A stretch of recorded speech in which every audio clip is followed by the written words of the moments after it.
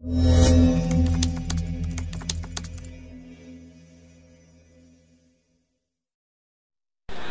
saya mengumumkan dari panggung aksi Indosiar pada malam hari ini, siapapun Anda di negeri tercinta, Allah mengatakan, wa ma arsalnaka illa rahmatan lil alamin. Nabi Muhammad diutus oleh Allah memberikan rahmat bagi segenap alam, bukan Islam Nusantara, bukan coret itu. Saya sangat tidak setuju, karena Allah yang menyatakan wa ma arsalnaka illa rahmatan lil alamin. Tidak ada satupun dalam Al-Quran maupun hadis Rasulullah Sallallahu Alaihi Wasallam yang menyatakan bahwa dalam Islam ada Islam Nusantara, coret itu tidak ada dalam Islam. Islam kita ini Islam Nusantara. Islam kita ini Islam yang sejati, bukan Islam abal-abal model Timur Tengah. Ini Islam sejati, Islam Nusantara ini. Serius, serius. Saya silakan nanti dicari, saya upload satu makalah di akademia .edu itu. Saya beri judul Bhinneka Tunggal Ika, tapi bahasa Inggris karena terpaksa, karena waktu itu yang nyuruh orang Inggris. Di situ saya gambarkan bagaimana perbedaan, kenapa Islam Nusantara mampu menjadi Islam yang sejati. Kenapa?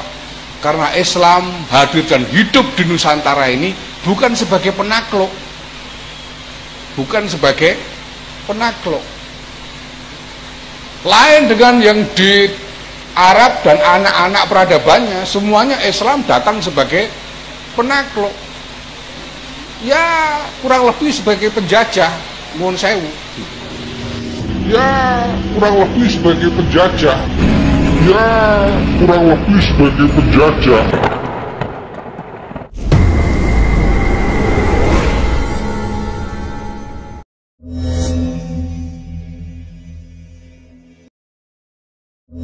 مهم شعار مهم اللي هو إسلام نوسانتارا. ما هو الإسلام نوسانتارا؟ ليس مذهبا جديدا ولكن خصائص ومميزات. خصائص ومميزات مسلمين يسكنون في نوسانتارا، إندونيسيا، ماليزيا، بروناي، ada Islam Nusantara. اللي هو إيه؟ الإسلام، التوسط والتوازن والتسامح على أساس أخوة إسلامية، أخوة وطنية، أخوة إنسانية. لا ضد الإكستريم، ضد التشدد والتطرف، بل ضد الإرهاب. هذا اسمه إسلام نوسانتارا، غير إسلام العرب. الآن مش اللي هو مبدأ إندونيسيا. إذن الوطنية في إندونيسيا كلمة خلاص لا شيء، كلمة الختام وطنية دينية. وطنية في إندونيسيا يا فضيلة الشيخ مختلف عن الوطنية في العرب في الشرق الأوسط. الوطنية في العرب صدرت من ميتشل أفلاك. من هو ميتشل أفلاك؟ صدر جاء من ميتشل أفلاك، مؤسس بعث ميتشل أفلاك، يا اللي هو سهر جولدامير، وهو سهر جولدامير. جولدامير ده رئيس الوزراء الأول في يا. أما هنا الوطنية ناشوناليزم صدر من قلب المؤمن. الشيخ هاشم أشعري يقول حب الوطن من الإيمان. أما في الشرق الأوسط جاء من الخارج من مثل أفلاك. أما هنا من واحد عالم اسمه هاشم أشعري، هو عالم ووطني. شكرا فضيلة الشيخ.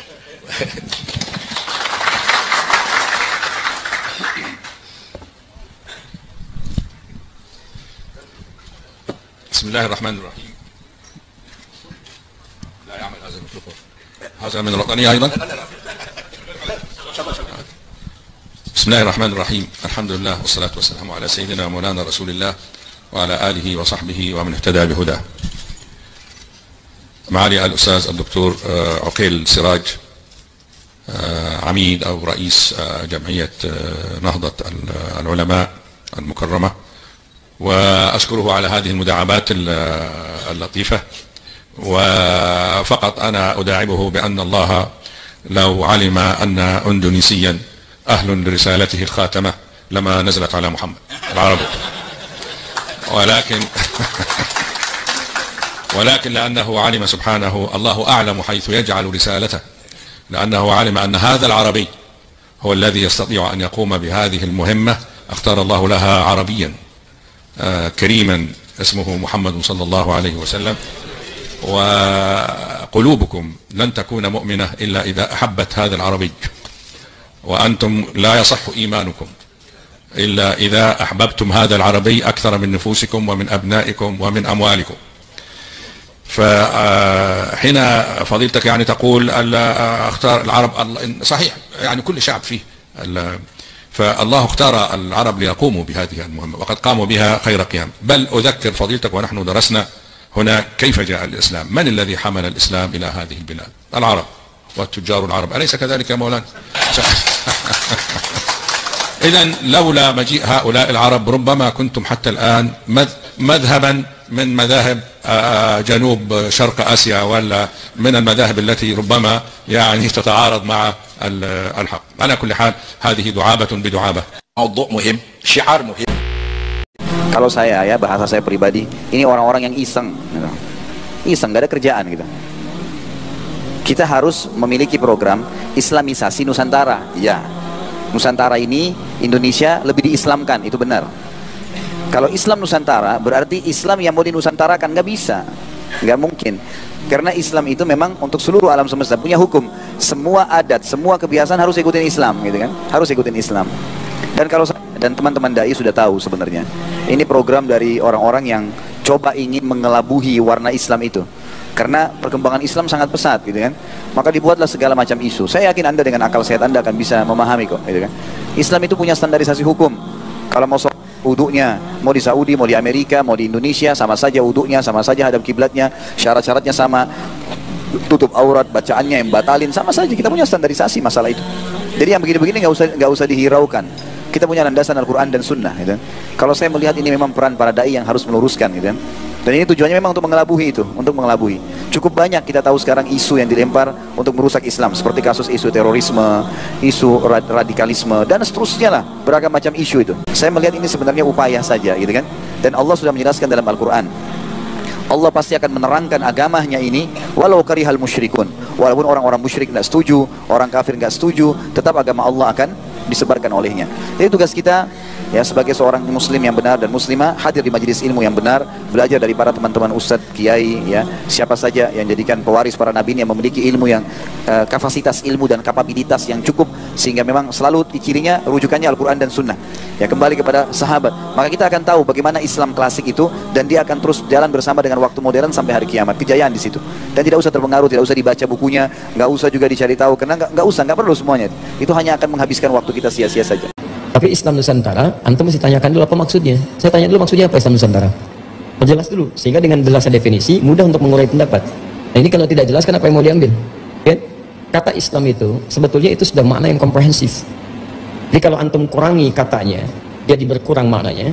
Ditambahkan, jadi berkurang maknanya. Sama, jadi nggak boleh tambah-tambah. Kalimat ini jelas, jelas. Misal, kecuali sifatnya ya. Kalau maknanya sudah jelas. Tanah luas. Luas gak? Seluas apa? Yang antum batasi, kalau sebut tanah luas ya luas. Luas, seluas-luasnya. Tanah seluas masjid. Seluas apa? Tuh, jadi menyempit kan? Seluas masjid kan? Luasnya saya buang. Tanah masjid. Luas gak? Belum tentu. Masjid yang mana? Masjid yang mana? Jadi kalau saya hilangkan kalimat salah satu ya, maka akan berkurang maknanya. Islam itu sudah kalimat jamul jama, sudah lengkap, sudah baik, sudah sempurna. Jadi kalau ditambahkan jadi berkurang, dikurangi jadi hilang. Islam kurangi misalnya, ayo kurangi S-nya jadi hilang. Nah kan cek, bingung kan? M-nya dibuang jadi Islam. Silahkan. Kalimatnya dibuang, I misalnya dibuang, L dibuang, A dibuang, M dibuang, tinggal S, dingin. Kok bisa? Kok bisa, gitu kan? Baik, susah. Antum tambahkan, jadi berkurang lagi, jadi menyempit kalimatnya. Islam Nusantara, dibatasilah kalimat Islam dengan kata Nusantara. Yang tadinya bisa luas sifatnya, jadi menyempit maknanya. Ya, apa yang dimaksudkan dengan kalimat itu? Kalau yang dimaksudkan adalah Islamnya orang Nusantara yang memiliki ciri khas dalam kehidupannya dan disibgoh oleh nilai-nilai Islam, itu nggak ada masalah. Tapi kalau nilai-nilai Islam dibatasi oleh nilai Nusantara yang bertentangan dengan nilai-nilai syariat pada umumnya, persepsinya berubah, itu yang harus diluruskan. Misal, kami Islam Nusantara, nggak pakai jubah, Masya Allah. Pakainya batik misalnya kan? Ah, Islam Nusantara itu begitu, yang jubah nggak boleh, itu Arab, Masya Allah. Nah, teman-teman sekarang itu udah bukan Nusantara namanya. Bukankah Bhinneka Tunggal Ika menghadirkan keanekaragaman? Coba lihat, Pangeran Diponegoro kan membela keislaman, membela negara tuh, bukan pakai batik, pakai jubah. Silahkan cek. Dan ditetapkan oleh negara sebagai pahlawan nasional, bukan pahlawan Arab.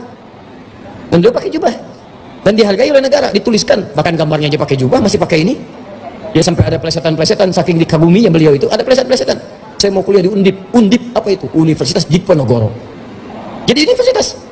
Saya juga di Unpad, sama, beda. Unpad Pajajaran, bukan. Unpad, Universitas Pangeran Diponegoro. Masya Allah. Sampai mirip diganti jadi Unpad, ya kan? Masya Allah. Enggak, itu cuman ya anekdot orang-orang. Poinnya adalah ketika disebutkan jadi universitas, diakui pahlawan negara, dan dia menggunakan pakaian Islami. Di Anda kalau mau pakai batik silahkan. Pakaian Islam itu yang rapi, yang bagus, yang halus, tutup aurat. Yang nggak senangi, gambarnya nggak banyak-banyak dan sebagainya. Hadirkan, jangan lantas kemudian saya beda dengan yang lain. Yang lain Islam Arab pakai peci, saya pakai blankon.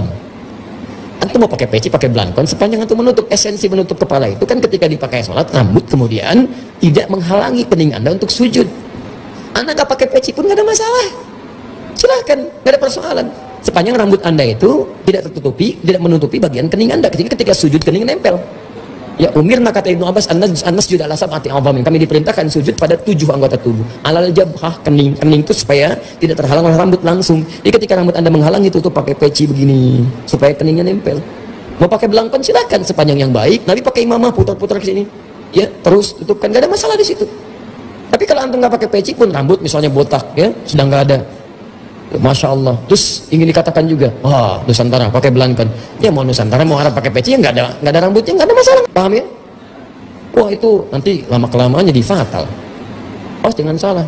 Islam Arab bukannya pakai kurma, itu Arab. Islam Nusantara pakai jengkol. Masya Allah. Silakan aja. Jangan begitulah, ya, jangan begitu. Islam Arab kain kafannya putih. Masya Allah. Nusantara pakai batik. Nah, ada keterlaluan. Jangan begitulah ya. Jadi kalau ada kebaikan, antum pun jangan suudzon juga.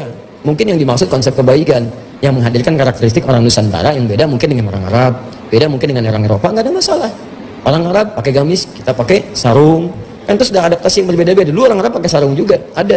Jadi kalau kita mau pakai Islam Nusantara nih, nggak harus pakai jubah, kita pakai sarung misalnya untuk fleksibilitas kehidupan, nggak ada masalah. Tapi juga jangan mencela satu sama lain.